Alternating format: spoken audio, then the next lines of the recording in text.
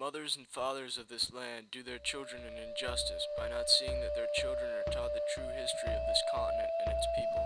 That the Indian fed and nourished the weary travelers from over the seas and made it possible for them to remain to enjoy life and freedom.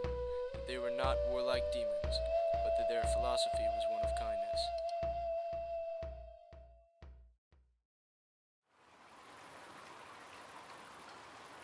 For countless years before the white man first entered their territory, a single group of people dominated western North America.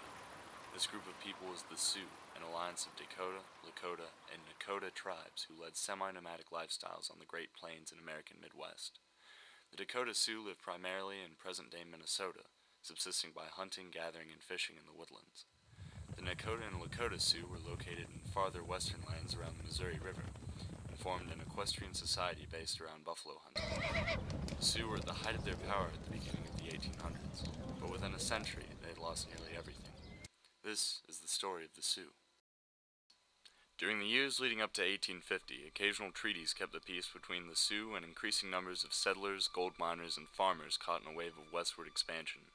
However, it soon became clear that arrangements would have to be modified.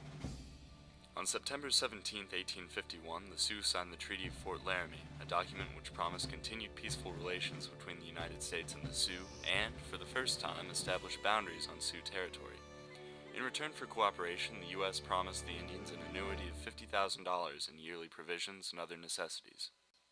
One major misunderstanding regarding this otherwise noteworthy compromise exploded into full-scale conflict in 1854 at Fort Laramie. Hostilities flared between the U.S. troops and Lakota after an incident of property damage. 19 soldiers and 86 Indians were killed as fighting escalated. Less than a decade later, the tension and mistrust between the U.S. and the Sioux erupted in the Great Sioux Uprising. When the U.S. fell far behind on rations because of the Civil War, a group of desperate Santee broke into a warehouse on their reservation's agency, and another group requested emergency rations. Said Indian agent Thomas Galbraith, the Indians could Eat grass or their own dung.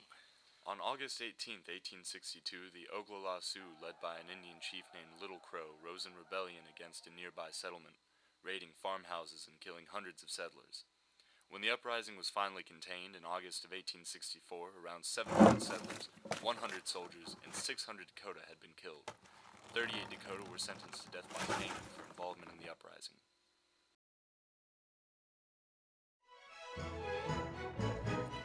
Our manifest destiny is to overspread the continent allotted by Providence for the free development of our yearly multiplying millions. John L. O'Sullivan, 1845. Americans were expanding, but the effect of greater contact with whites was not favorable for the Sioux. After the discovery of gold in the mountains of Bozeman, Montana, the U.S. government began construction of the Bozeman Trail, which cut through the territory of the Lakota, Arapaho, and Cheyenne. Red Cloud of the Oglala became a major leader of thousands of Lakota, Cheyenne, and Blue Cloud Indians in violently resisting the construction of Fort Philip Kearny on the trail. On December 21, 1866, an arrogant U.S. Army officer named William J. Fetterman was ordered to escort a wagon train to Fort Kearny and was baited by Indian warriors to Lodge Trail Ridge.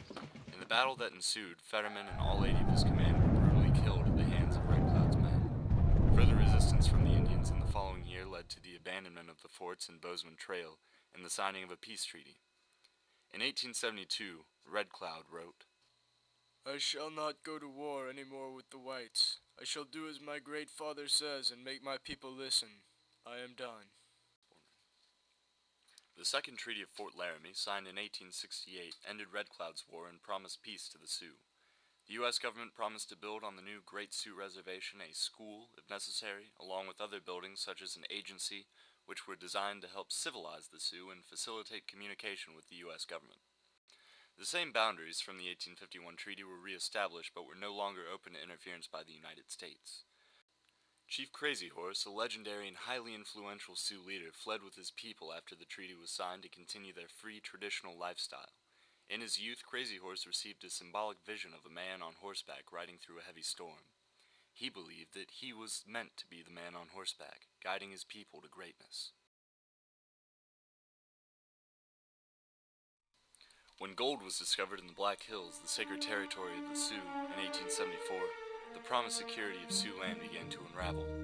That year, Lieutenant Colonel George Armstrong Custer led an exploratory expedition into the Black Hills, an action which was illegal by the terms of the 1868 treaty. In 1878, President Ulysses S. Grant offered the Sioux $6 million for the Black Hills, but the Sioux politely declined. Said Chief Crazy Horse, "One does not sell the land upon which people walk." For refusing to sell the Black Hills, the Indians were forced onto the reservation. In June of 1876, Custer brought 600 men into Sioux territory. In the notorious battle that followed, Custer and his men were charged from all directions by thousands of Indian warriors, resulting in the annihilation of his entire command. Though Custer's final move was careless and imprudent, he was remembered for many years as a martyr who died as a hero. Sitting Bull, one of the Sioux leaders responsible for Custer's defeat, was a bold and colorful figure. Born around 1831 in the Hunkpapa tribe, he began resisting U.S. expansion in his 20s, later participating in Red Cloud's war and the conflict over the Black Hills. Despite his major victory at Little Bighorn, the U.S. Army managed to force many Sioux back onto reservations after several significant U.S. triumphs. Chiefs Crazy Horse and Sitting Bull, refusing to comply, fled to the Black Hills where their people were forced to survive a harsh winter. Both chiefs surrendered during the following years. Reservation life was difficult to handle for the proud Sioux people. At times they were given insufficient rations and were plagued by disease. In 1878, the admired leader of the Sioux, Chief Crazy Horse, was killed during a struggle with him being moved to a guardhouse. The Sioux were overcome with hopelessness and resentment, longing for a renewal of old ways.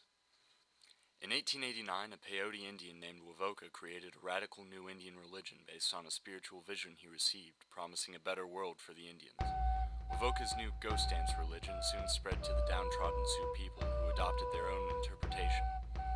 The large following of the ghost dance created fear and uncertainty among American settlers, who saw it as a form of mass uprising. Tensions between Indians and whites mounted.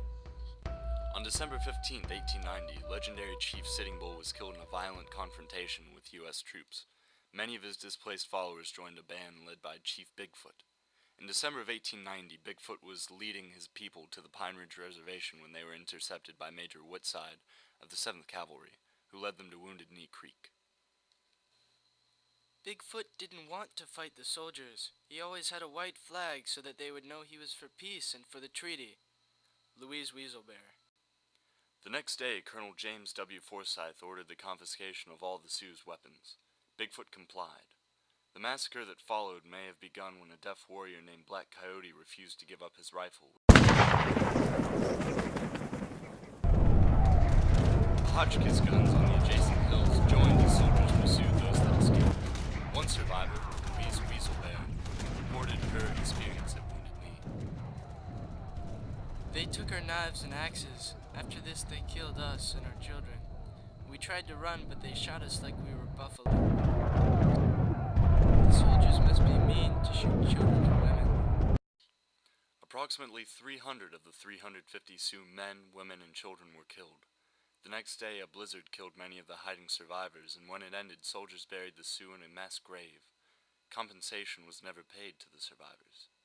Some sources reported the massacre as a battle provoked by the Sioux, such as one article written days afterwards by the Los Angeles Times. All of a sudden, they threw their blankets to the ground, whipped up their rifles, and began firing rapidly at the troops. The troops were at a great disadvantage, fearing to shoot their own comrades. The members of the 7th Cavalry have once more shown themselves heroes in deeds of daring. The Sioux never truly recovered from Wounded Knee. It was the final major conflict between the Sioux and the U.S. Soon afterwards, the ghost dance movement died out, and the Sioux settled onto reservations.